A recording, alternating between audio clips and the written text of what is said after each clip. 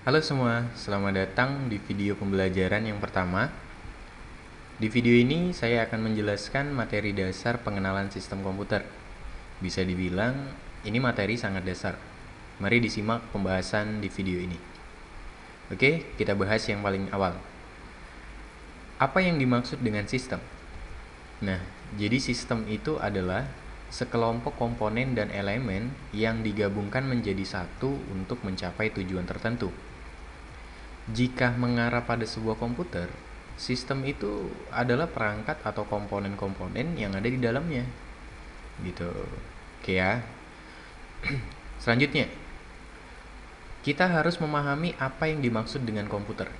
Jadi kan tadi awalnya sistem dan ini komputer. Nah, ini pasti sudah sering kita jumpai. Jadi komputer itu adalah suatu perangkat elektronik yang digunakan untuk menghitung dan mengolah data.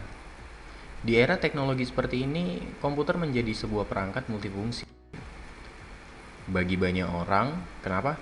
Karena fungsi komputer ini dapat dimanfaatkan sebagai sarana kerja gitu, atau bisnis, sarana komunikasi, sarana pendidikan, sarana informasi. Banyak hal yang dapat dikerjakan oleh komputer. Oke ya.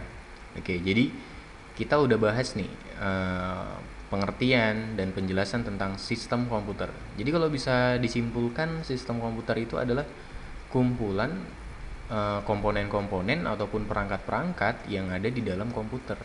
Nah, kita harus mengenal tuh komponen-komponen yang ada di dalamnya. Gitu. Oke. Selanjutnya ada elemen-elemen yang membantu proses aktivitas komputer. Dan bagian-bagian inilah yang bertugas menjalankan sistem komputer sepenuhnya. Di antaranya itu ada hardware, ada software, dan ada brainware. Nah, kita bisa melihat bahwasannya sistem komputer itu terbentuk dari 3 elemen ini. Oke, sekarang kita kupas dan kita bahas satu persatu dari elemen-elemen tersebut. Sekarang kita bahas elemen hardware dulu. Apa itu hardware?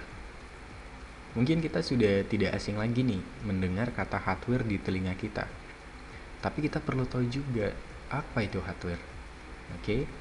Nah, hardware adalah segala perangkat atau komponen dari sebuah komputer yang sifatnya itu bisa dilihat secara kasat mata dan bisa diraba secara langsung. Dengan kata lain, bentuknya nyata adanya. Kalau diibaratkan sepeda motor, hardware-nya itu adalah mesinnya, knalpotnya, bannya, dan lain-lain.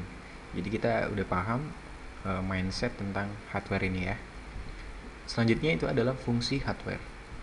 Jadi hardware berfungsi untuk bertanggung jawab secara menyeluruh terhadap kinerja suatu sistem komputer. Jadi ini hardware ini tugasnya sangat penting, sangat vital. Kenapa? Karena dia yang bertanggung jawab atas kinerja komputer gitu. Contohnya, ketika kita mengerjakan sesuatu di dalam komputer menggunakan aplikasi tertentu, tiba-tiba di saat pengerjaan itu terasa lambat dalam prosesnya. Poin utama permasalahannya itu adalah di hardware. Kenapa? Karena hardware yang bertanggung jawab atas proses tersebut. Gitu. Jadi solusinya gimana? Solusinya itu dengan melakukan upgrade terhadap hardware-nya. Jadi hardware itu bisa di-upgrade ke versi yang lebih tinggi ataupun melakukan service secara berkala untuk menjaga hardware dalam kondisi yang baik gitu. Selanjutnya, kita akan mengenal perangkat-perangkat hardware. Sama halnya kayak sistem komputer tadi, terbagi menjadi beberapa bagian ataupun elemen-elemen, gitu juga di bagian hardware. Hardware terbagi menjadi beberapa bagian, di mana bagian ini menunjukkan kegunaan dari perangkatnya masing-masing. Gitu. Contohnya, di sini ada bagian perangkat input, lalu ada bagian perangkat proses, ada bagian perangkat penyimpanan, dan bagian perangkat output. Jadi semuanya itu terstruktur hingga akhir. Oke, sekarang kita bahas bagian perangkat input terlebih dahulu. Apa itu perangkat input? Perangkat input adalah perangkat atau komponen yang berfungsi untuk memasukkan data ke dalam komputer. Jadi perangkat ini yang membantu seluruh data dapat masuk ke dalam komputer. Contoh perangkat input, Itu ada keyboard, mouse, joystick, touchpad, scanner, mic, dan lain-lain. Bisa kita lihat dari perangkat keyboard. Ketika kita mengetikkan huruf A pada keyboard, secara tidak langsung perangkat keyboard itu akan mengirimkan data huruf A ke dalam komputer dan akan menampilkannya ke dalam monitor. Gitu. Begitu juga dengan perangkat-perangkat yang lainnya yang berfungsi untuk memasukkan data ke dalam komputer. Oke ya, perangkat input ini kita udah kenal perangkat-perangkat yang memang khusus untuk membantu memasukkan data. Selanjutnya kita akan bahas tentang perangkat proses.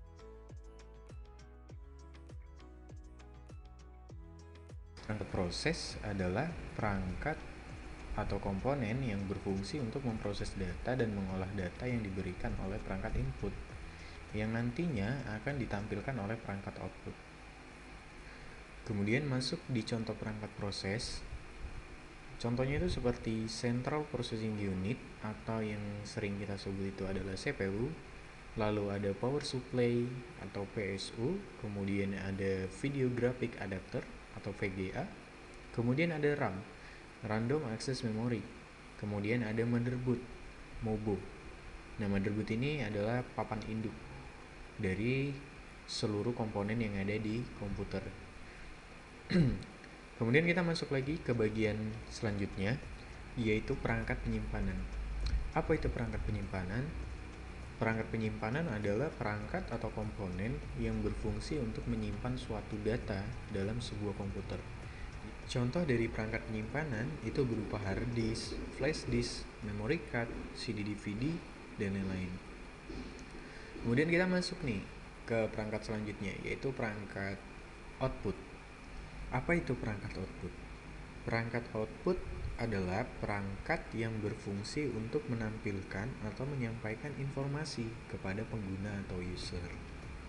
Contoh dari perangkat output itu bisa monitor, proyektor, speaker, printer, dan lain-lain. Oke, jadi bisa kita simpulkan perangkat-perangkat hardware ini terbagi menjadi beberapa bagian, di mana bagiannya itu memiliki fungsi dan kegunaannya masing-masing. Lanjut kita ke bagian software. Apa itu software?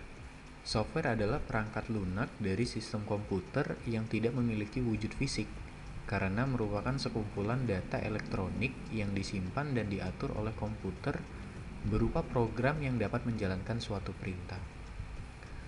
Bisa dibilang software ini adalah kebalikan dari si hardware. Kalau si hardware tadi adalah bentuk perangkat yang dapat dilihat serta dapat diraba, sedangkan software itu kebalikannya, perangkat yang tidak memiliki wujud fisiknya.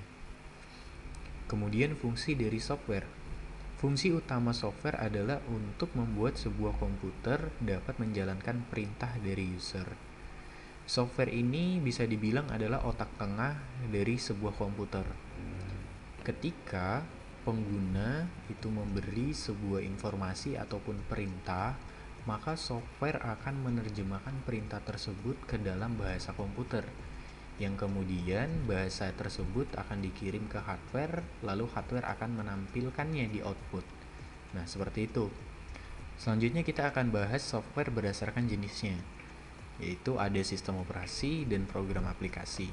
Sistem operasi dan program aplikasi harus saling bekerja sama dalam membangun stabilitas dalam komputer. Kita bahas terlebih dahulu itu tentang sistem operasi. Sistem operasi adalah perangkat lunak atau software yang mengatur sumber daya perangkat keras dan perangkat lunak, serta sebagai sebuah proses untuk program komputer. Dengan kata lain, sistem operasi adalah sebuah jembatan antara hardware dengan aplikasi atau program aplikasi. Kemudian jenis-jenis sistem operasi komputer. Terdapat Unix, Microsoft DOS, Windows, Linux, macOS, Amiga OS, BOS, dan Solaris OS. Di antara jenis-jenis sistem operasi tersebut, itu ada beberapa sistem operasi yang sering digunakan oleh banyak orang. Di antaranya itu adalah Microsoft Windows atau Windows, lalu ada macOS. Ini adalah sistem operasi dari perusahaan Apple. Selanjutnya itu adalah program aplikasi. Program aplikasi adalah perangkat lunak yang memiliki fungsinya masing-masing dalam menjalankan sebuah instruksi yang digunakan untuk membantu user dalam proses pengolahan data. Jenis-jenis program aplikasi itu ada aplikasi kantor, aplikasi desain, aplikasi musik, aplikasi play video, aplikasi antivirus, aplikasi browser, aplikasi driver, dan lain-lain. Nah, salah satu contoh dari aplikasi kantor itu apa aja sih? Salah satunya adalah Microsoft Office, yang dimana Microsoft Office itu terdapat Microsoft Word, Microsoft Excel, Microsoft PowerPoint, Microsoft Access, dan lain-lainnya. Kemudian salah satu contoh dari aplikasi desain adalah yang sering kita jumpai itu adalah program aplikasi Adobe Photoshop. Baru ada Adobe Illustrator, Corel Draw, dan lain-lainnya. Oke, setelah kita membahas hardware dan software, di mana di dalamnya tadi itu terdapat bagian-bagiannya, sekarang kita lanjut ke pembahasan paling akhir, yaitu brainware.